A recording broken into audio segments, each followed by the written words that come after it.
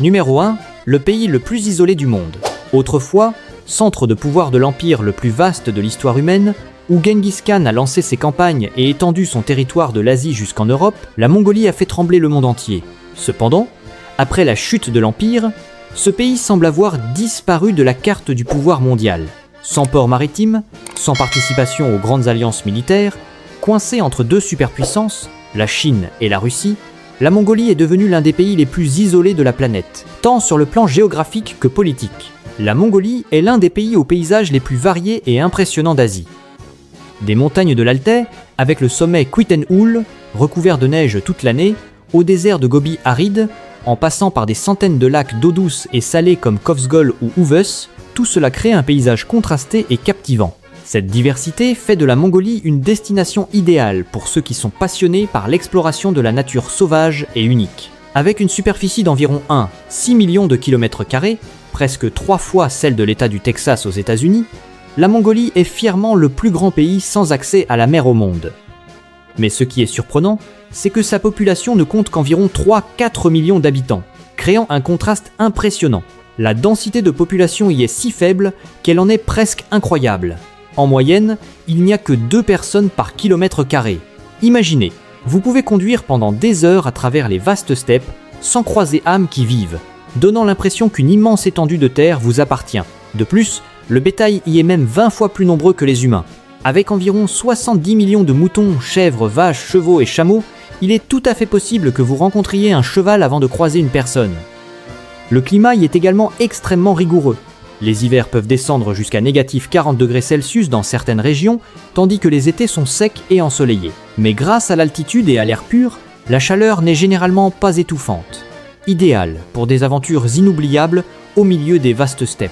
La langue officielle est le mongol, utilisant l'alphabet cyrillique, un héritage de l'époque soviétique. Cependant, certaines régions reculées conservent encore l'écriture mongole unique, écrite verticalement, semblable à un tapis culturel tissé depuis des millénaires. Numéro 2, femme mongole, belle, talentueuse, mais toujours en quête d'un partenaire.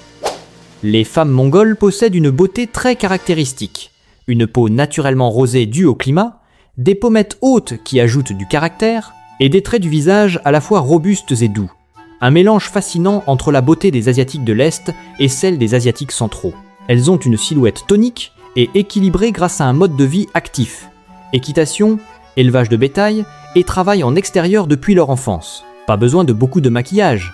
Elles dégagent une aura de confiance et de force qui captive. Non seulement elles sont belles, mais les femmes mongoles sont également considérées comme l'un des groupes de femmes les plus instruites d'Asie. Plus de 60% des étudiants universitaires dans ce pays sont des femmes, ce qui en fait l'un des taux les plus élevés au monde. Il n'est donc pas surprenant que de nombreuses femmes mongoles occupent aujourd'hui des postes importants dans la société, tels que médecins, enseignants d'université ou gestionnaires dans des entreprises et organisations. Elles ont un niveau d'éducation élevé, sont financièrement indépendantes et possèdent une mentalité très moderne et ouverte. Cependant, il existe un paradoxe intéressant en Mongolie. En raison de leurs compétences, de leur indépendance et de leur pensée moderne, de nombreuses femmes mongoles rencontrent des difficultés à trouver un partenaire adéquat dans leur pays.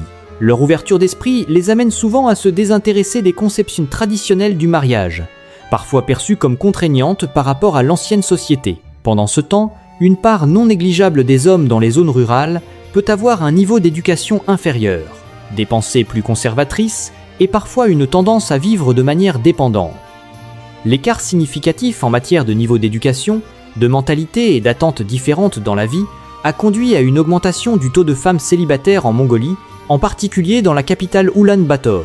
Ainsi, de plus en plus de femmes mongoles prennent l'initiative d'élargir leur recherche de partenaires au-delà des frontières en utilisant des applications de rencontres internationales populaires comme Tinder ou Bumble. Elles partagent qu'elles apprécient chez les hommes occidentaux le respect qu'ils témoignent aux femmes, l'esprit d'égalité des sexes dans les relations, et leur capacité à partager les responsabilités ainsi que les émotions. Cela pourrait également être une bonne nouvelle et une opportunité pour de nombreux hommes étrangers à la recherche d'une partenaire à la fois belle, intelligente et dotée d'une personnalité indépendante et forte. Ce qui est rare. Voulez-vous connaître le secret pour conquérir ces demoiselles des steppes ? Si oui, laissez un commentaire avec le chiffre 2 et nous vous le révélerons immédiatement. Numéro 3. Un pays sans accès à la mer, mais qui possède tout de même une marine. Un pays sans mer, mais qui possède tout de même une marine. Cela semble être une blague, mais c'est pourtant la réalité en Mongolie. Le seul pays au monde à avoir une force navale opérant au cœur des terres. Bien qu'il ne soit pas bordé par la mer, la Mongolie maintient une force navale officielle avec des uniformes complets, un entraînement et des missions clairement définies. Cette équipe opère actuellement sur le lac Kovsgol, l'un des lacs les plus profonds et les plus purs du monde, surnommé la perle bleue de la Mongolie. Et si vous êtes curieux, la marine mongole actuelle ne compte que 7 personnes, un vieux remorqueur de l'époque soviétique et quelques petites barques. Leur mission est de patrouiller, de secourir et de soutenir les activités touristiques sur le lac. Un fait intéressant que peu de gens connaissent est qu'au XIIIe siècle, sous le règne de Genghis Khan, la Mongolie possédait une puissante marine avec des milliers de navires de guerre utilisés pour envahir le Japon et l'Asie du Sud-Est par voie maritime. Sans accès à la mer, la Mongolie a pourtant réussi à faire trembler même les pays côtiers sur leur propre mer. Aujourd'hui, la petite marine sur le lac n'est pas seulement une force de sécurité, mais aussi un symbole unique de l'esprit mongol. Pas de mer, mais une marine. Certains marins jouent même le rôle de guide pour les touristes, aidant à raconter l'histoire particulière et l'identité nationale. Numéro 4. La tribu Tsaatan, les derniers cavaliers de reine au monde. Lorsque l'on évoque la Mongolie, l'image qui surgit immédiatement à l'esprit est sans doute celle des vastes steppes et des cavaliers vaillants sur leurs chevaux. Cependant, dans la région montagneuse de Taïga, au nord de la Mongolie, à la frontière de la Sibérie, existe une tribu mystérieuse qui ne monte pas à cheval, mais à renne. Ce sont les Tsaatan, l'une des dernières tribus de nomades éleveurs de rennes sur Terre. Contrairement à la majorité des Mongols qui vivent dans des yourtes traditionnelles sur les steppes, les Tsaatan résident dans des tentes coniques appelées orthos, qui ressemblent beaucoup aux tipis des Amérindiens. Et au lieu de dépendre des moutons ou des chevaux, toute leur existence tourne autour des rennes. Ils boivent du lait de renne, fabriquent du fromage, utilisent les rennes pour transporter des marchandises et même les montent pour chasser à travers les forêts denses recouvertes de neige. Un aspect très touchant de la culture Tsaatan est que la relation entre l'homme et cet animal n'est pas seulement celle du maître et de l'animal de compagnie, mais une connexion spirituelle profonde. Ils tuent très rarement des rennes pour la viande, sauf si l'animal est trop vieux ou malade. Pour eux, les rennes sont de la famille, l'âme de la forêt et des compagnons de vie essentiels. Aujourd'hui, cette tribu est menacée de disparition, avec seulement environ 40 familles, soit moins de 300 personnes, continuant à maintenir ce mode de vie unique au cœur de la nature sauvage. Leur existence ressemble à une scène vivante sortie des contes de fées nordiques, complètement éloignée du rythme de vie moderne. Souhaitez-vous un jour vivre l'expérience de pénétrer dans un conte de fées en montant un renne à travers les forêts enneigées de Mongolie? Laissez un commentaire. Rennes si vous trouvez cette tribu vraiment fascinante. Numéro 5. La capitale la plus froide du monde, Oulan-Bator. L'endroit le plus froid habité sur Terre n'est pas l'Arctique ni la Sibérie, mais la capitale de la Mongolie, Oulan-Bator, où la respiration peut geler dès que vous sortez de chez vous. Située à une altitude d'environ 1300 mètres, entourée de montagnes et soumise à des vents d'hiver rigoureux, Oulan-Bator connaît souvent des hivers qui s'étendent sur 6 mois, avec des températures tombant jusqu'à -49 degrés Celsius. Le froid ici ne se contente pas de geler la peau, il peut également éteindre les smartphones, les rendant inutilisables. Mais ce qui est étrange, c'est que plus il fait froid, plus les gens restent. Malgré ces conditions extrêmes, cette capitale abrite plus de la moitié de la population mongole, soit environ 6 millions de personnes qui affrontent ensemble le froid. Fait notable, de nombreux quartiers ne disposent pas de chauffage central. Les habitants doivent brûler du bois, du charbon, voire tout ce qui peut brûler pour se réchauffer, ce qui fait de la ville l'un des endroits les plus pollués en hiver. Alors comment les Mongols peuvent-ils vivre, voire prospérer, dans de telles conditions glaciales? La réponse réside probablement dans un esprit de fer et une résilience nomade forgée au fil des millénaires. Ils ne se contentent pas de survivre, mais maintiennent des habitudes de vie en plein air, organisent des festivals d'hiver animés avec des sports traditionnels, chevauchent à travers des champs de neige blanche, et même savourent du lait de jument fermenté, aérag, au milieu du froid glacial, comme s'il s'agissait d'un cocktail rafraîchissant d'été. Pour eux, le froid ne semble pas être un ennemi à éviter, mais une partie intégrante de leur identité nationale. Numéro 6. Le tombeau de Genghis Khan, un mystère millénaire sans réponse. Genghis Khan, l'empereur qui a conquis la moitié du monde, est mort en 1227. Pourtant, près de 800 ans plus tard, le monde entier ignore toujours où il a été enterré. Sans tombeau, sans pierre tombale, sans aucun vestige clair, ce silence absolu a transformé son lieu de repos en l'un des plus grands mystères non résolus. Comment l'une des figures les plus puissantes de l'histoire a-t-elle pu disparaître complètement de la carte ? Une légende raconte que le processus d'inhumation de Genghis Khan a été gardé secret à un point extrême. Tous ceux qui ont participé aux funérailles, des soldats aux serviteurs, ont été exécutés immédiatement après pour s'assurer que personne ne puisse révéler l'emplacement de la tombe. Après l'inhumation, des milliers de chevaux ont été amenés à piétiner la zone du tombeau afin d'effacer toute trace sur le sol. D'autres histoires vont même jusqu'à dire qu'une rivière a été détournée pour couler et recouvrir complètement le site funéraire, ou que même le cortège funèbre a été enterré avec lui pour protéger ce grand camp. Ces détails quelque peu macabres et extrêmes ont contribué à faire de la tombe une légende, un sujet brûlant qui attire l'attention des archéologues et des passionnés d'exploration du monde entier depuis des siècles. Même avec la technologie la plus moderne du XXIe siècle, le mystère de la tombe de Genghis Khan reste une énigme. Des projets de grande envergure ont été lancés, utilisant des images satellites haute résolution, des drones pour le relevé topographique, des capteurs magnétiques et des radars à pénétration de sol, mais tous ont échoué. Un projet international a même utilisé l'intelligence artificielle pour analyser chaque mètre carré de la Mongolie orientale, mais le résultat final n'a pas permis d'obtenir d'informations utiles. Êtes-vous curieux de savoir où se trouve réellement cette tombe ? Commentez 8 si vous êtes également captivé par ce mystère. Numéro 7.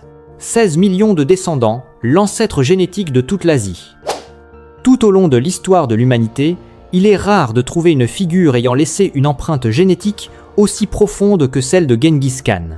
Une étude publiée en 2003 a stupéfié le monde scientifique. Environ 8% des hommes de la région allant de l'Asie centrale à l'Asie du Sud-Est, soit plus de 16 millions de personnes, partagent un même type de chromosome Y. Fait remarquable, ce gène provient d'un seul homme ayant vécu il y a environ 800 ans. Et cette identité, selon les chercheurs, est celle de l'empereur mongol. Non seulement Genghis Khan a conquis des continents avec son armée, mais il a également étendu son territoire d'une manière très biologique. Il avait des centaines d'épouses et de concubines, dont beaucoup étaient des princesses des terres qu'il avait conquises. Dans la culture mongole ancienne, épouser des femmes de clans vaincus n'était pas seulement une affirmation de pouvoir, mais aussi une stratégie de semence d'influence durable à travers la lignée. Au fil des générations, les descendants portant son sang se sont répandus au point de pouvoir remplir une ville moderne. Cependant, beaucoup se demandent pourquoi, après près de 800 ans, le gène de cet empereur continue d'être transmis aussi vigoureusement. Le secret réside dans le chromosome Y, un type de gène qui ne se transmet que par la lignée masculine, que lui et ses descendants portent. Grâce à cela, le sang de Genghis Khan a perduré à travers de nombreuses générations. Avec un taux de propagation impressionnant, ce gène est désormais considéré comme l'un des chromosomes Y les plus répandus au monde. Ainsi, Genghis Khan n'est pas seulement un empereur légendaire à cheval, mais aussi le plus grand semeur de l'histoire, au sens propre dans la biologie moderne. Êtes-vous surpris par ce record génétique ? Si vous trouvez que c'est l'une des vérités les plus étranges sur l'humanité, laissez un commentaire avec le numéro 7. Numéro 8. Mariage d'été. Pour avoir des enfants en hiver. En Mongolie, le mariage n'est pas seulement une affaire d'amour, mais aussi une stratégie de survie face à l'hiver rigoureux. La saison des mariages traditionnels se déroule généralement au milieu de l'été, non pas seulement à cause du beau temps ou des fleurs en fleurs, mais pour que les bébés naissent en hiver. Avec un climat pouvant descendre en dessous de négatif 40 degrés Celsius, les Mongols croient que les nouveau-nés qui viennent au monde par temps froid forgeront leur résistance dès le départ, une sorte d'adaptation naturelle à ce pays de vent glacé. La cérémonie de mariage mongole est unique, souvent étalée sur 2 à 3 jours, et imprégnée de culture nomade. Le cortège de la mariée se déplace généralement à cheval ou en charrette, apportant avec lui du lait de jument et chantant des chansons folkloriques traditionnelles. À son arrivée, la mariée ne se contente pas de monter dans la voiture nuptiale. Elle doit passer par une série de rituels, y compris des épreuves de force et des tests de comportement devant la famille du marié, comme une manière de vérifier son caractère avant de rejoindre son nouveau foyer. Et la surprise vient de la nuit de noces. Dans certaines régions rurales, la première nuit des jeunes mariés était parfois marquée par la présence d'un guide, souvent une femme âgée, dont le rôle était de fournir un soutien moral et de guider la pratique. Bien que cette coutume ait largement disparu ou se soit beaucoup atténuée de nos jours, dans le passé, Elle était considérée comme une manière formelle pour les générations précédentes de transmettre des conseils et des expériences sur la préservation du bonheur conjugal aux générations suivantes. Si vous pensez que cela ressemble à une version manuelle d'utilisation du mariage dans la vie réelle, vous n'avez probablement pas tort, car les Mongols d'autrefois semblaient ne jamais vouloir laisser les jeunes couples nager seuls lors de leur première nuit si importante. Numéro 9. Le mode de vie nomade, entre modernité et antiquité. Alors que le monde s'engouffre dans la technologie, les gratte-ciel et l'urbanisation, en Mongolie, plus d'1 million de personnes, soit plus de 30% de la population, vivent encore selon le mode de vie nomade que leurs ancêtres ont pratiqué pendant des milliers d'années. Ils se déplacent selon les saisons, vivant dans des yourtes traditionnelles appelées gers. Ces yourtes peuvent être montées en seulement 2 à 3 heures et peuvent être entièrement assemblées à la main, sans clous ni machine. Une fois terminée, la yourte devient une maison complète au milieu de la steppe, un endroit où toute la famille mange, dort, cuisine et vit comme si elle était en camping pour la vie. Les nomades mongols peuvent dresser leur yourte où ils le souhaitent, que ce soit dans le désert, sur de vastes prairies verdoyantes ou au pied d'une majestueuse montagne. Puis, quelques mois plus tard, lorsque la saison change ou que la nourriture pour le bétail vient à manquer, ils plient bagages et se déplacent vers une nouvelle terre.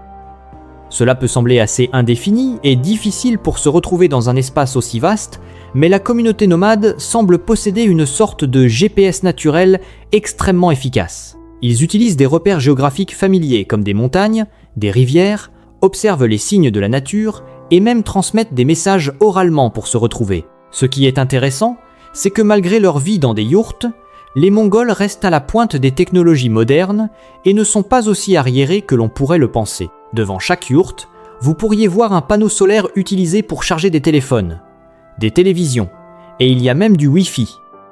Certains vont jusqu'à diffuser en direct le coucher de soleil sur la steppe pour leurs proches en ville. Ce mode de vie, à la fois simple, proche de la nature, mais en phase avec la technologie, devient une tendance de vie minimaliste, loin du réseau électrique, dans de nombreux pays occidentaux. La seule différence, les Mongols ne suivent pas cette tendance. Ils ont vécu ainsi, depuis des milliers d'années. Numéro 10. Les Mongols ne se baignent qu'une fois tous les quelques mois. En Mongolie, notamment dans les zones rurales et nomades, il n'est pas rare de ne se doucher qu'une fois tous les quelques mois. Cependant, cela n'est pas dû à la paresse, mais plutôt à une croyance traditionnelle selon laquelle se laver fréquemment, surtout en hiver, peut entraîner une perte d'énergie, une vulnérabilité aux maladies et un affaiblissement des forces vitales. De plus, lorsque la température extérieure atteint négatif 30 degrés Celsius, le simple fait d'ouvrir le robinet devient un défi de survie, rendant la douche un luxe. Une autre raison pour laquelle les Mongols ne se lavent pas souvent est que l'eau propre est une denrée rare dans la steppe. Avec leur mode de vie nomade, ils doivent prioriser l'eau pour la cuisine, le soin des animaux et les besoins essentiels. Utiliser plusieurs litres d'eau pour se baigner est impensable. Pour eux, une bouteille d'eau propre est aussi précieuse qu'une bouteille de vin vintage à Manhattan. C'est pourquoi beaucoup ne se douchent que quelques fois par mois, voire quelques fois par saison. Bien qu'ils ne se lavent pas fréquemment, les Mongols ont des méthodes très uniques et efficaces pour nettoyer leur corps. Ils utilisent des serviettes sèches ou humides pour s'essuyer, puis s'exposent à la fumée de l'arbre de Bodhi ou de l'armoise pour purifier les mauvaises énergies et éliminer les odeurs. De plus, ils utilisent des poudres d'herbes naturelles capables d'absorber l'humidité et de neutraliser les odeurs, souvent fabriquées à partir de racines ou d'écorces séchées et broyées, qu'ils appliquent sur les zones sujettes à la transpiration comme les aisselles, le cou et les paumes pour garder la peau sèche et propre. Une sorte de nettoyage à sec, artisanal, à la fois proche de la nature et économe en eau. Si vous avez l'occasion de voyager en Mongolie, oseriez-vous vivre quelques jours sans douche ni eau chaude au milieu de la steppe ? N'hésitez pas à commenter ci-dessous pour me faire part de votre avis. Numéro 11. Les hommes permettent à leurs femmes de dormir avec des étrangers pour montrer leur hospitalité. Nulle part on ne ressent le froid aussi sévère que dans la steppe mongole. En hiver, les températures peuvent chuter jusqu'à négatif 40 degrés Celsius. Le vent s'engouffre à travers toutes les fissures, et la vie ne survit parfois que grâce à un peu de chaleur humaine. Dans de telles conditions de vie, les Mongols d'autrefois avaient une forme d'hospitalité particulière. Si un étranger se présentait au milieu d'une nuit d'hiver glaciale, l'hôte était prêt à partager tout, de la nourriture, du lit, jusqu'à la chaleur de son corps. Ils laissaient même leurs femmes dormir avec le visiteur pour aider à garder la chaleur.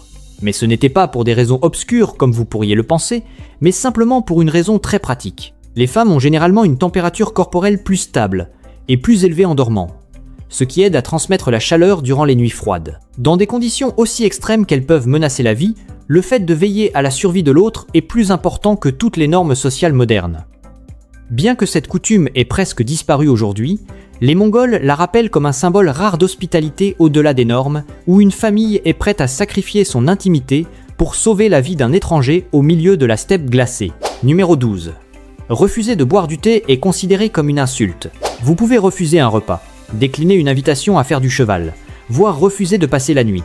Mais si vous refusez une tasse de thé en Mongolie, cela pourrait être perçu comme un manque de respect. Les Mongols l'appellent Sutai Tsai, une boisson traditionnelle semblable au thé, mais préparée avec du lait, du sel et parfois même du beurre, ce qui lui donne parfois un goût de soupe crémeuse et légèrement salée. Pour les nomades, le Sutai Tsai n'est pas seulement une boisson rafraîchissante, mais un élément indispensable de la vie quotidienne.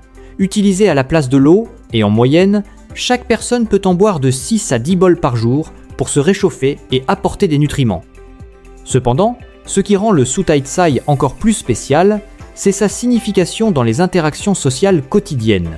Chaque tasse de thé est une salutation respectueuse, un lien entre l'hôte et l'invité. Que ce soit des amis ou des étrangers de passage, l'invitation à boire du thé est toujours le premier rituel. Si vous la refusez, c'est comme dire « je ne vous accorde pas d'importance ». Ainsi, un petit conseil pour vous est que si vous n'êtes pas habitué à ce goût salé, essayez de sourire, d'accepter et de prendre juste une petite gorgée. Ce geste montre votre respect et préserve l'honneur de toute la famille de l'hôte. Et il y a un autre fait intéressant concernant ce thé.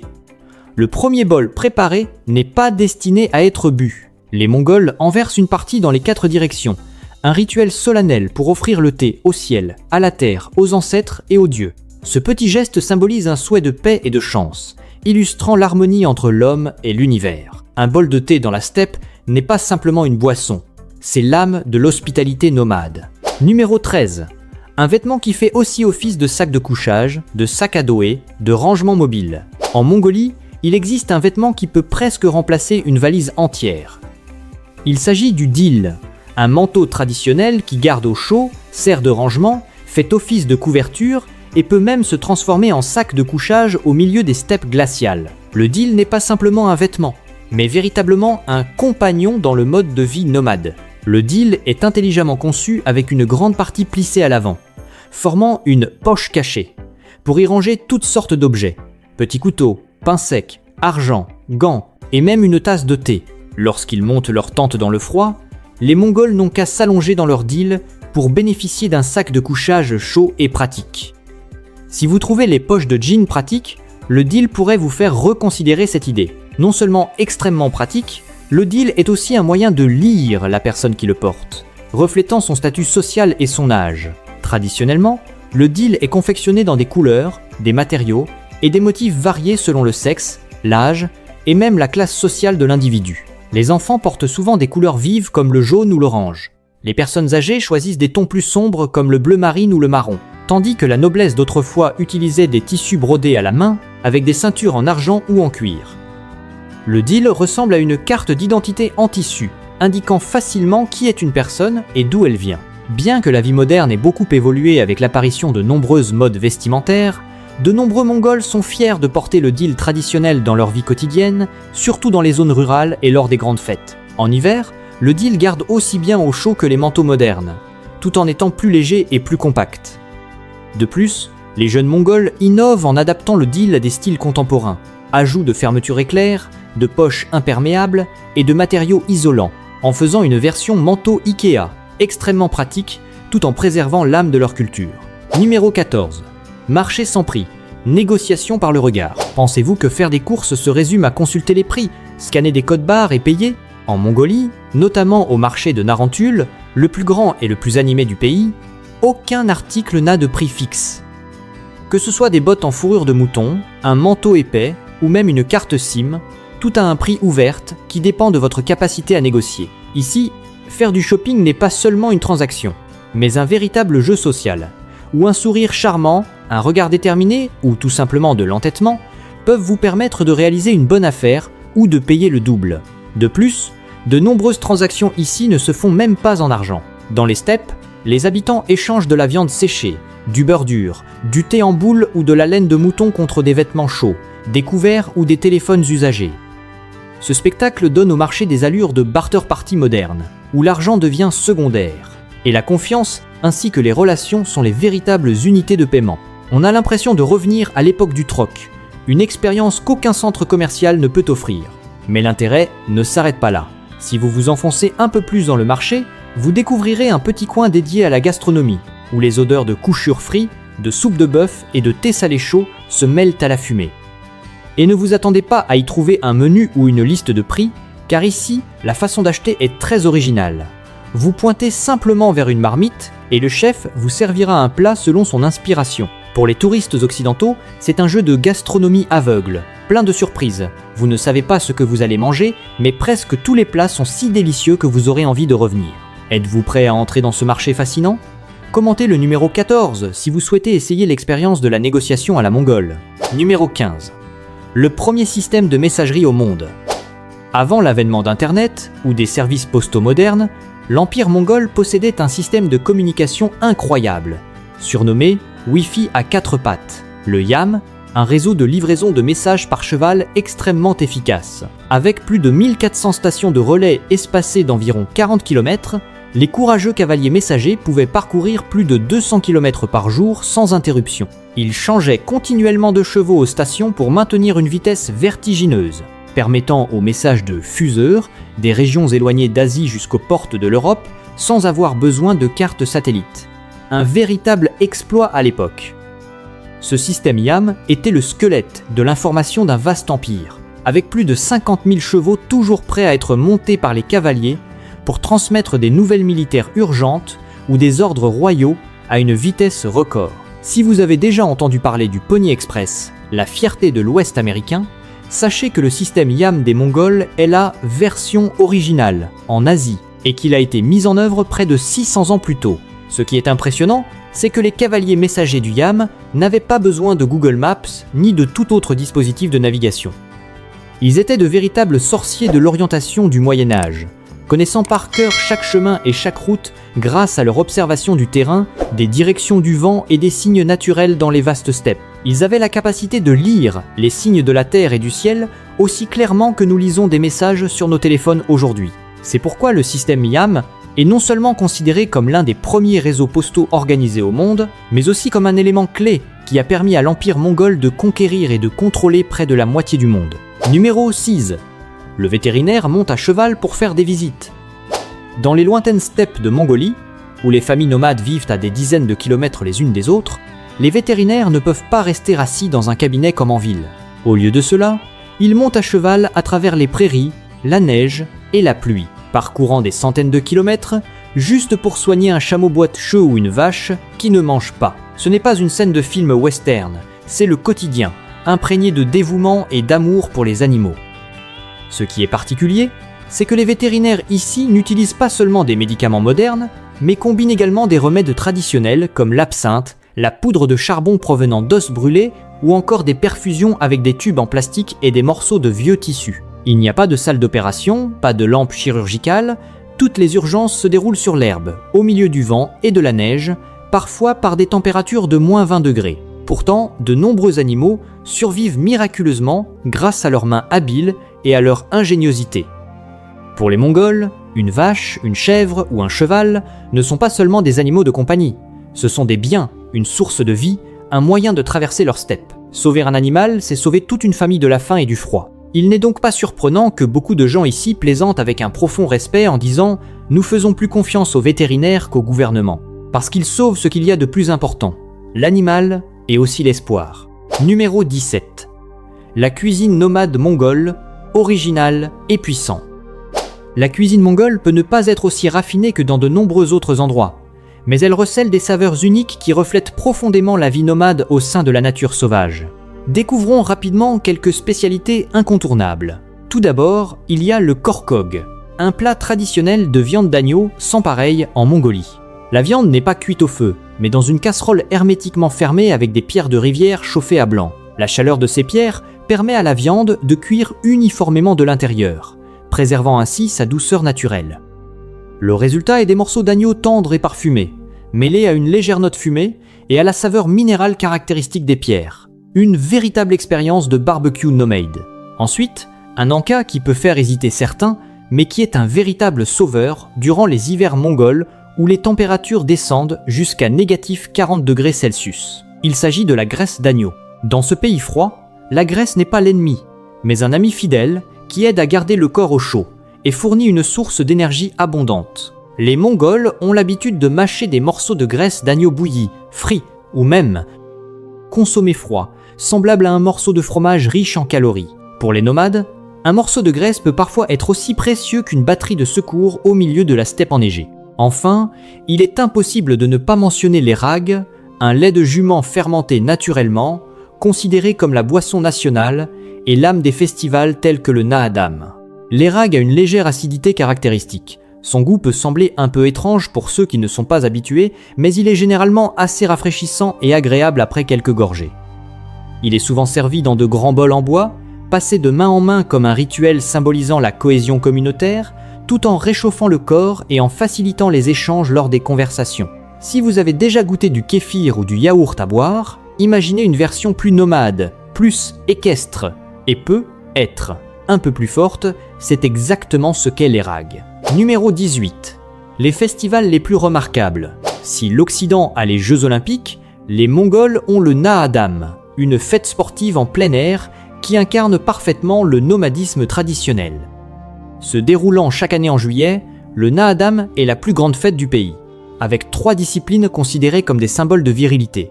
La course de chevaux, le tir à l'arc et la lutte sans catégorie. Mais ce qui est encore plus fascinant, c'est qu'un grand nombre de jeunes filles participent également aux compétitions, chevauchant à travers 30 km de steppe à une vitesse incroyable, faisant applaudir et acclamer le public assis sur l'herbe, coiffé de chapeaux en fourrure, tout en dégustant des gâteaux frits appelés couchures, en poussant des cris de joie accompagnés de la musique de la flûte à bouche typique.